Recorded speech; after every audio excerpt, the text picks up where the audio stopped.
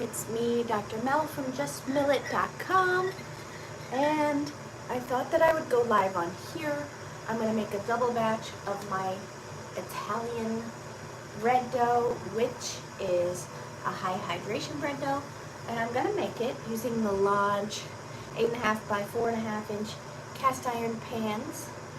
One loaf is going to be baked covered with another Lodge loaf over top, and the other one will be baked without a lid, so we can see what the differences are. Thought that might be a fun thing to do, since I need to make bread for myself and for a friend. Thought I had a ponytail. Guess not. Grr. Okay, well, let's at least mill the flour, and I will pick up a ponytail along the way. First things first, you want to start your kettle, okay? I have an electric tea kettle, and you want to get your kettle boiling, because if you want super soft, fresh milled bread, you're going to have to make udane. It's super easy. I will show you how. No waiting, no super complicated steps, all right? No vital wheat gluten, no sunflower lecithin. We're just gonna make some good bread, okay? This is all I have left of bread from the other day. We're gonna use some hard wheat and some durum. I might use spelt as well. I guess I could refill my bin. Okay. So this is what I keep my grain in.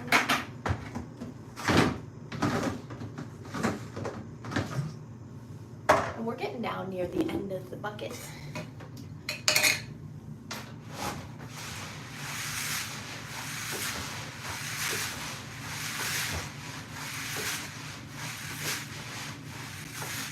And that'll do.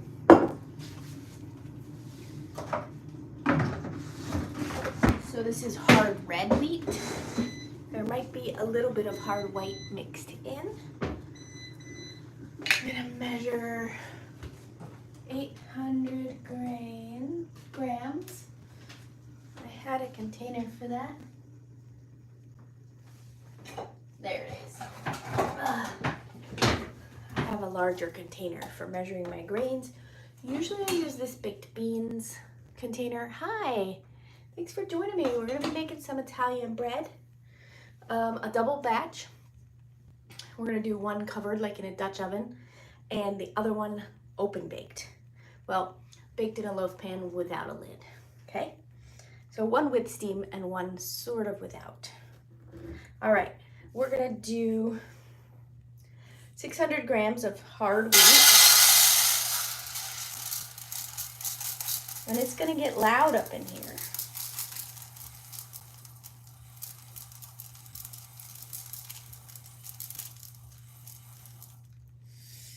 If you go over by a couple grams, that's okay. You're eating blue noodles, chocolate fudge donuts, and mint ice cream. Wow, that is quite the meal you got going on there. That is a lot of stuff. I hope it's delicious. All right, I'm gonna do 200 grams of durum. If you don't have durum and you're a miller, you could use kamut or emmer.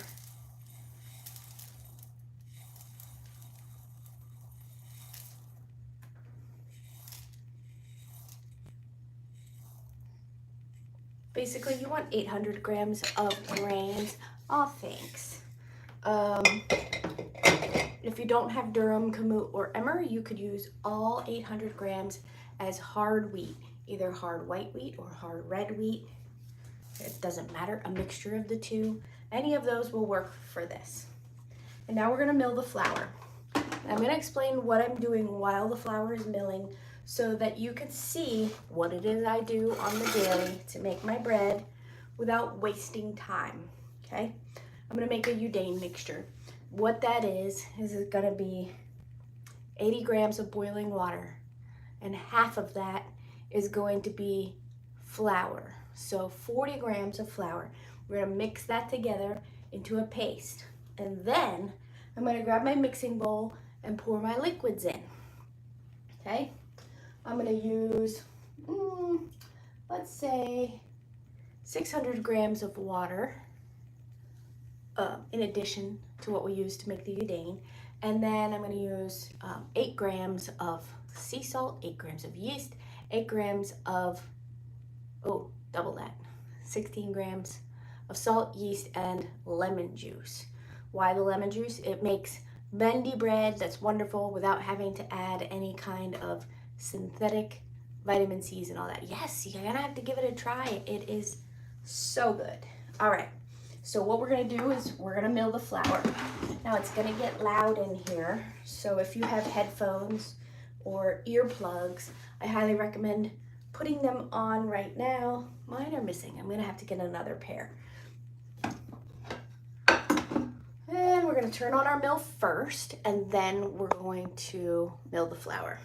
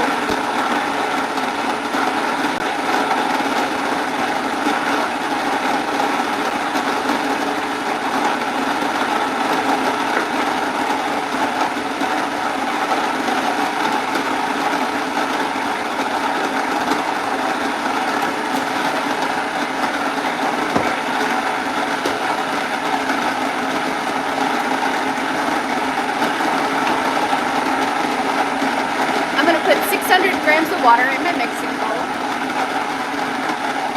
Cold water.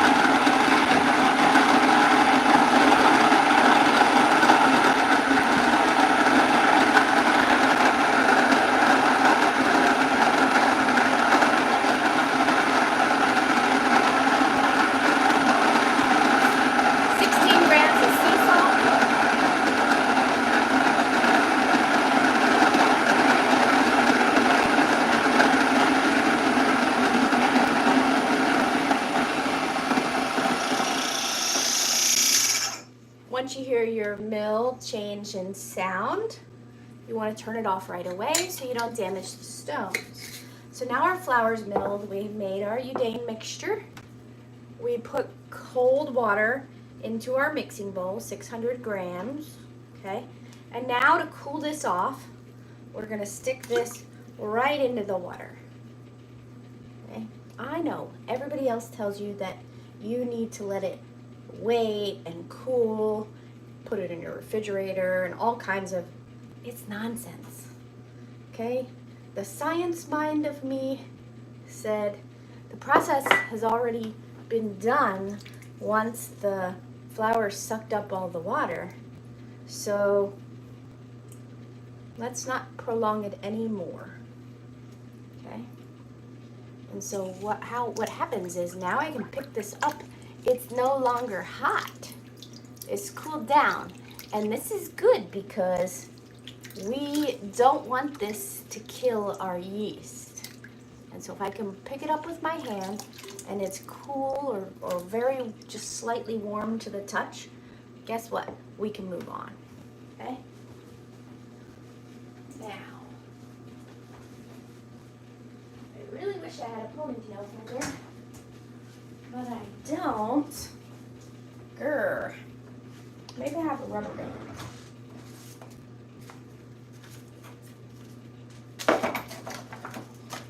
Oh, I have a ponytail holder. Yay. Okay. Oh, there's nothing worse than hair in your bread. Since I'm making this for me and a friend, we're gonna make sure our hair's up. All right, so we put our salt in, okay? Next, we can put our flour in, and yes, we're gonna put it all in.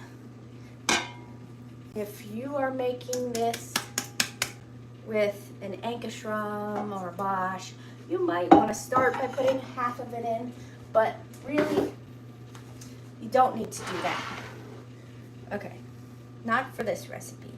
And then we're gonna finally add our yeast, which is 16 grams as well, or 2%. Remember, I'm doubling this recipe, so it's normally 8 grams for a single loaf.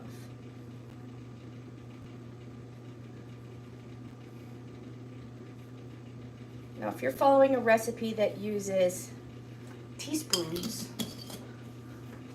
the weight when you double it will be more than what you really wanted, so you can't do that the same.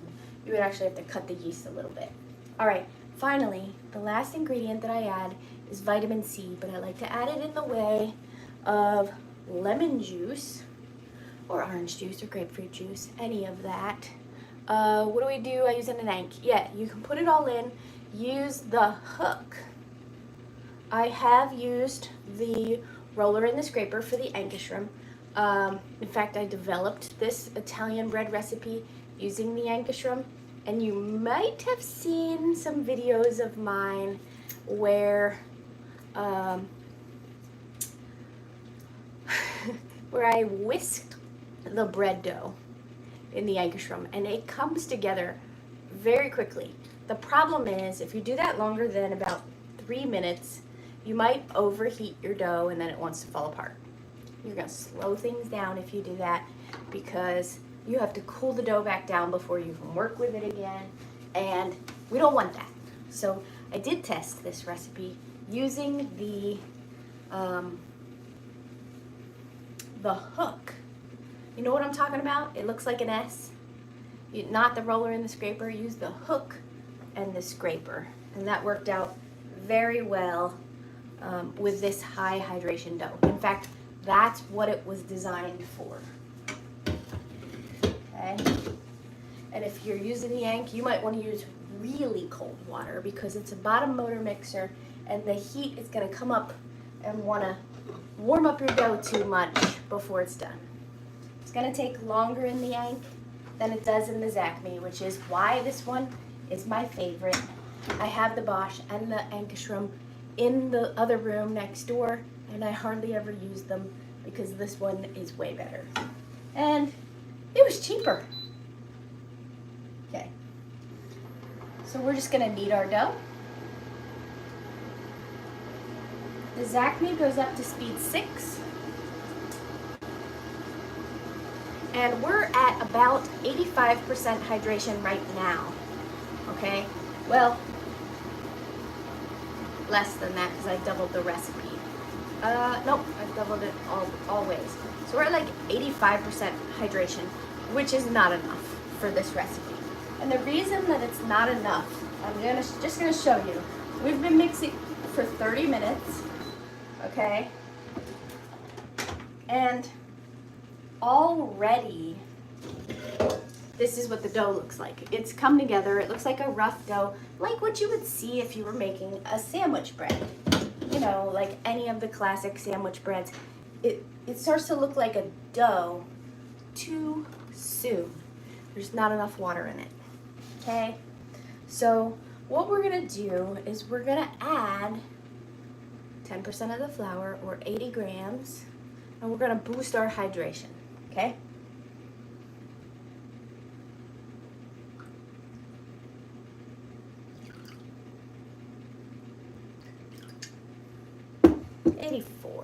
All right, so we're gonna turn our mixer back on. What I want to see out of this is like a mashed potato-like mixture. Not a dough. So we're just gonna slowly pour this in. And you should hear it sloshing around in the bowl.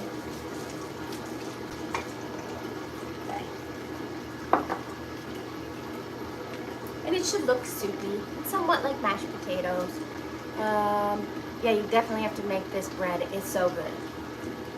I don't make any of the other breads anymore. This is the only kind. I start with this and then we'll change it up depending on what it is that I would like to make. Can you hear it? Okay.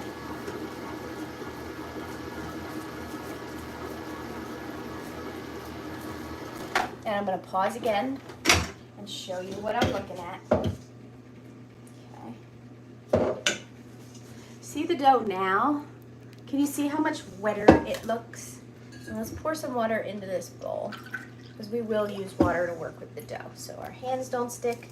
It's wet, it's goopy, right? It's falling apart. That's what it should look like right now. Not a dough. Okay.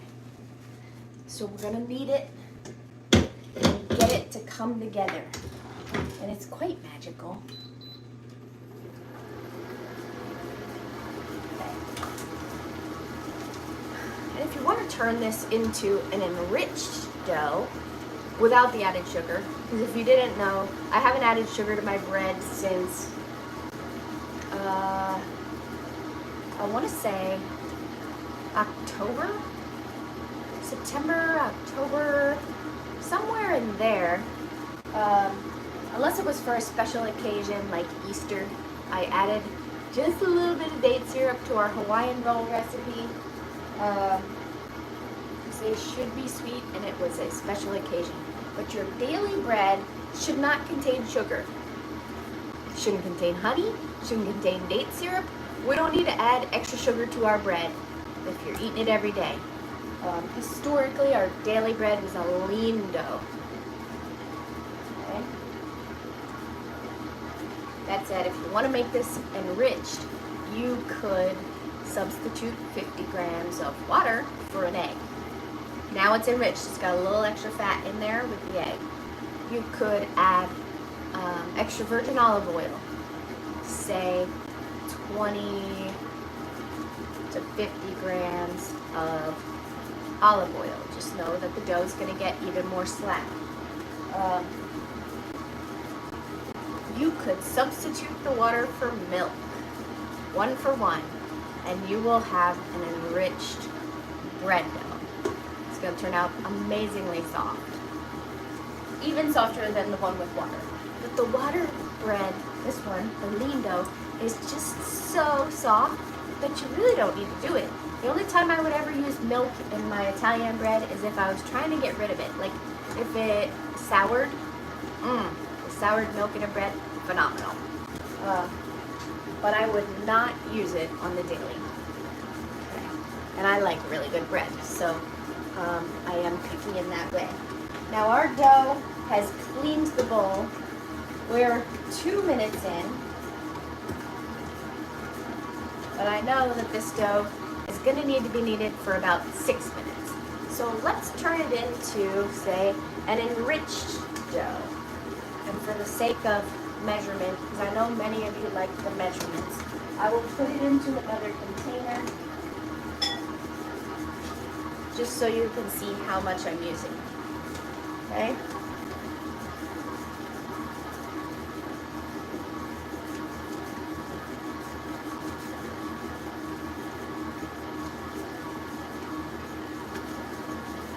There, we'll do 30 grams of extra virgin olive oil, and I'm gonna just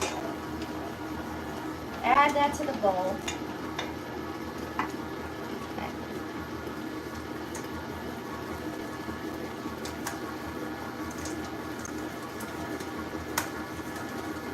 There. Oops.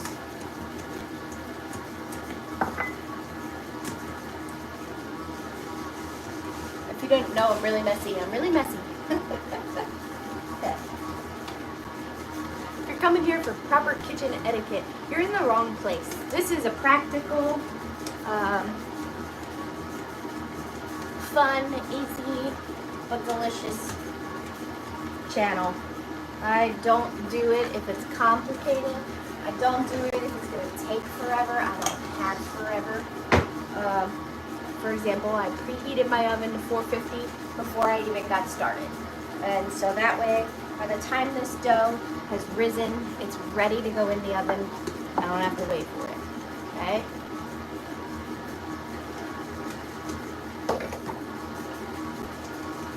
And so yeah, if you like easy, practical, fun, then you're in the right spot. And I'm not going to tell you I like something if I don't. No matter who would give commission or whatever. Like, I'm an affiliate for Mock Mill, and I like the Mock Mill. I'm also an affiliate for Nutri-Mill. And when I first got this mill, I didn't really like it all that much. And so I tried it, and I was like, it's okay. And then it took me time to learn how to adjust the mill to get a nice fine flour. And that's when I realized, oh, they're all pretty similar. You just have to know how to use them. And after doing that, I actually like this one better than the Mock Mill 100 or 200 because it's easier and faster to get to the stones, and it's much easier to adjust the grind with this knob right here than it is with the Mock Mill, where you have to loosen and tighten the handle in order to go past 0 to 10. Like if you want really coarse grains, you're gonna have to adjust it. It's gonna take a while. You have to clean your mill. You're doing a lot of that adjusting to go from 30 to 0, whereas with this, you don't. It's just right there in the knob. Okay, I'm gonna show you what this dough looks like. It's been almost 6 minutes of kneading, and this is a double batch, so it should take a little bit longer than 6 minutes of kneading. Usually my single batch takes 6 minutes. The double batch, the bigger the batch, the longer the kneading should take. I'm gonna clean this off. Okay. Let's take a look at the dough. Okay, we're gonna use our wet hands again to clean off the dough hook. Okay. And now I'm gonna show you what we got here. Oh! Well, what we got is you guys are off the base. There. All right. So using my wet hands, we're going to check out this dough. Oh, it's already gorgeous. Look at that. Stunning. Okay. It's beautiful. Huh. 6 minutes for a double batch. That's exciting. I mean, this Acme, you just can't go wrong with this mixer. I love it. That said, I know that Nutrimel is in the process of coming up with something new. I put in my requirements. If they want me to push their mixer and say I love it, then it needs to fit certain requirements. One is stainless steel. I don't want plastic parts. No, right? It needs to Knead awesome, and I prefer the top motor. Like, they have a mixer that comes from the UK. I ordered it back when we started doing bread classes at my friend's bakery. I bought one of the UK mixers, and friends of mine had an adapter so they could run it in the US, and it's a really great mixer. It's got the stainless steel bowl and all the good parts. It's like the Bosch Compact, but better because it's not plastic. And I said, can't you make something like that for the United States? And they said, well, it would cost too much. I was like, well, these are my requirements. I don't want plastic in contact with my food. Trauma from my daughter when she was younger. And bonus points if the bowl rotates, because then it's going to simulate oh, look at that stretch. It's going to simulate look at that, a spiral mixer.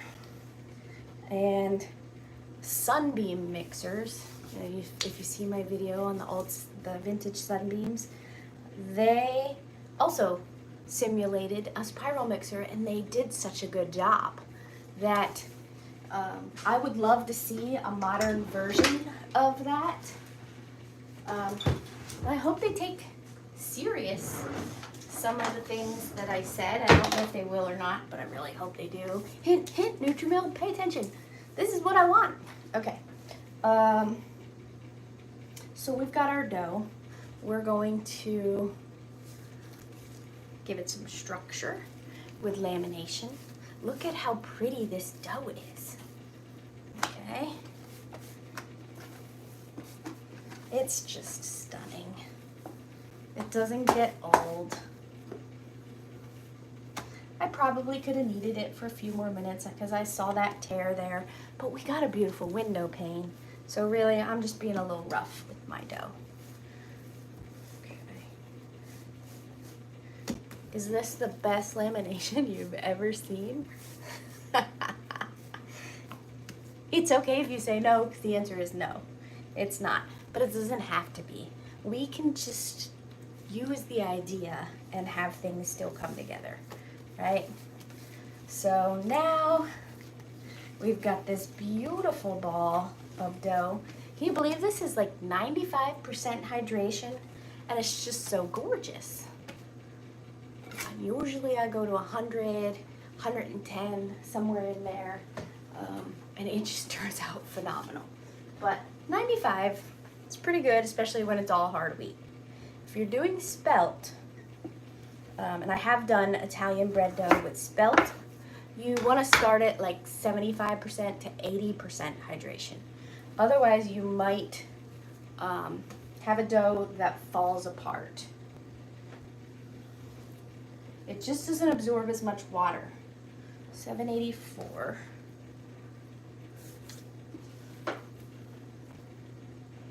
$8.58. Whew.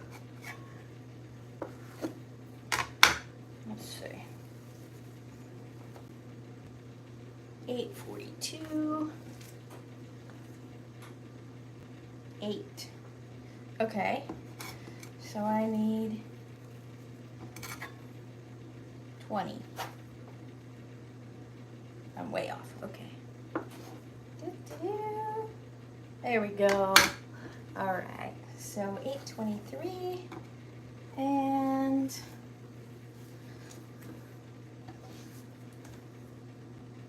814, 816. That's what I'm talking about. Okay, we want them to be the same size or very darn close so that they bake the same. All right, now something you usually see with the bread method is 2 rises, but what I've found with the Italian bread dough is that it does better with 1 rise. I've tried it both ways. It does better with 1 rise, and I know how to tell when the dough's fermented and all those steps. I'm just telling you, you can do it both ways. If you think it's better the other way, that's cool. You can do it, but I'm not, because I like it better with 1 rise. And so let's get our pans ready. And being that we are skipping the first rise, that means we're going to shape our dough right now, and we're going to put it into the pans. Another little cheat that I like to do, and you do not have to do it, is I use parchment for my pans because I don't want to have to wash them when I'm done. It's just one of the little joys of being able to do what I want.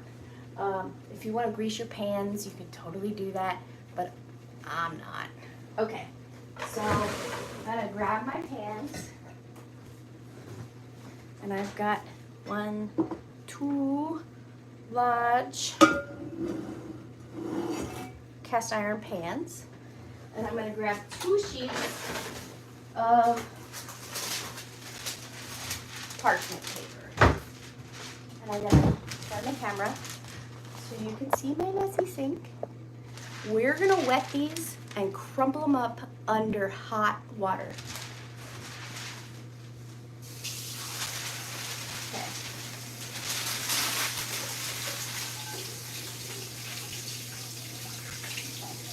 And yes, hot water makes it better. It softens some of the wax on the parchment and lets the paper get wet, and it makes it more pliable. Okay. Cold water is not going to do as good a job, so I've tested both ways. And now our parchment's just wonderful. So we're going to take you down here now. I'm going to take this and just make sure it's even on both sides like that. Okay. And this one. Okay. About the same. Just like that. All right, and we're just gonna set them there.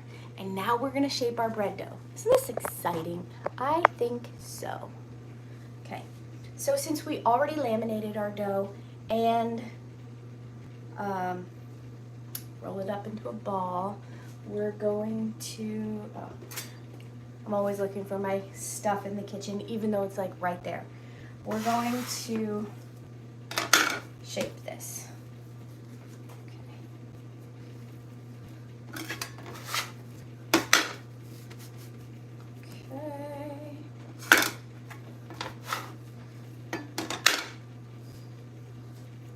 La la la la la.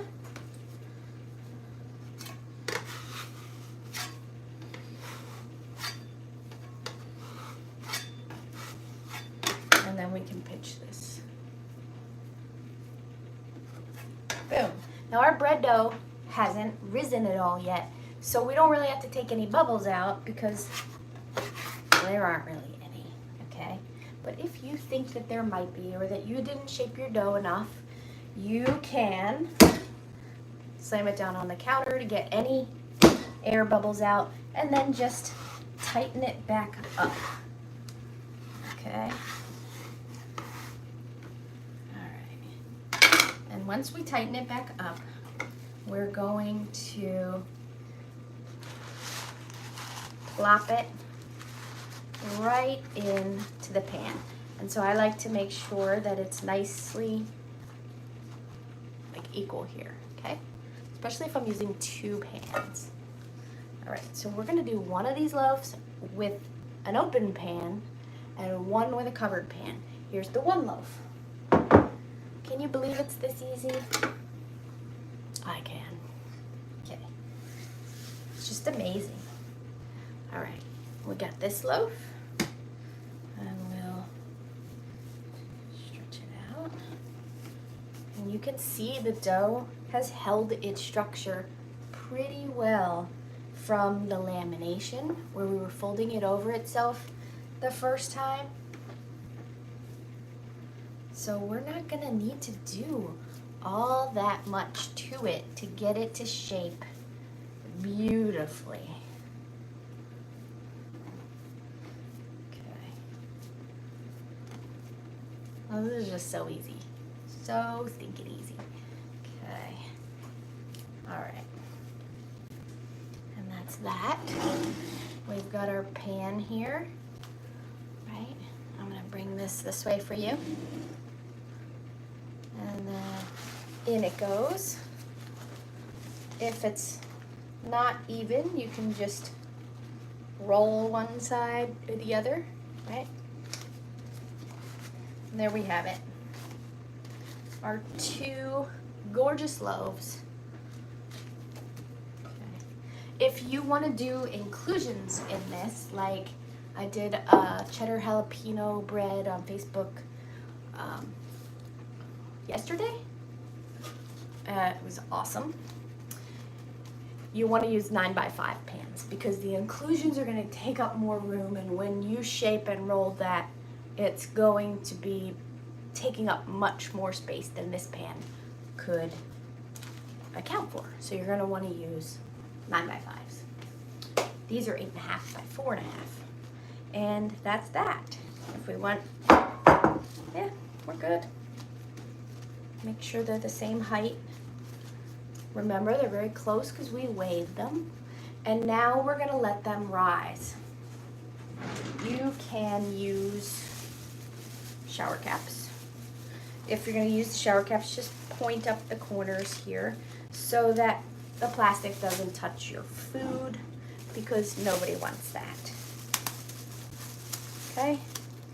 Just like that.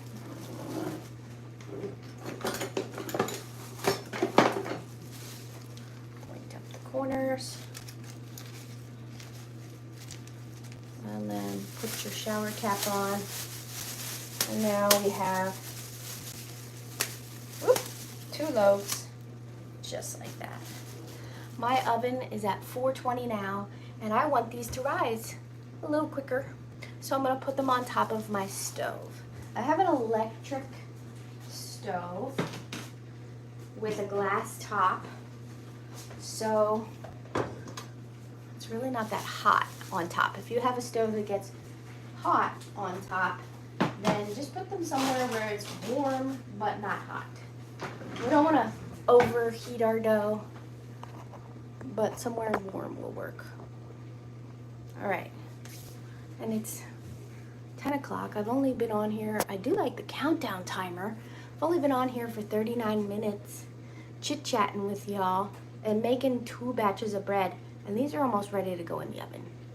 I'm gonna bake them for at 450 for 30 minutes with steam. And then we're gonna take the temperature of the bread, now that I found my thermometer, and if it's up to 197 or more, we're gonna take them out. And if not, we're gonna bake them for a few more minutes with the lid off until it gets above 197. Why 197? Most lean bread dough is done at 190, but this bread dough has so much extra water in it that it behaves more like an enriched dough, and so you want to bake it to a higher temperature. Sometimes I would go up to 205. I like that range, 197 to 205. So that's that.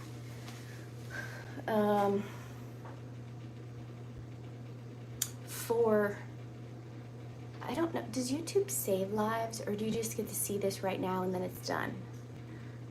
I don't want to wait around the whole time till it's done, But if you want to see what the finished photos look like, you can follow me on Facebook at Just Mill It, as in 3 words, Just Mill It. If you're watching this, you can probably see my profile, and it has a link to justmillit.com. I've got the recipes on there, multiple Italian bread recipes, and I'm always making Italian bread. Sometimes spelt, sometimes einkorn, sometimes with the hard wheat. They all turn out. You just have to know where to start with the water in order to make them turn out. And that's it. So thanks for joining me. As soon as these rise to about the top of the pan to maybe a centimeter above it, I'm going to put them into the oven. It'll probably be about 15, 20 minutes. Thanks for joining me. Maybe I'll go live on here again sometime. We'll see.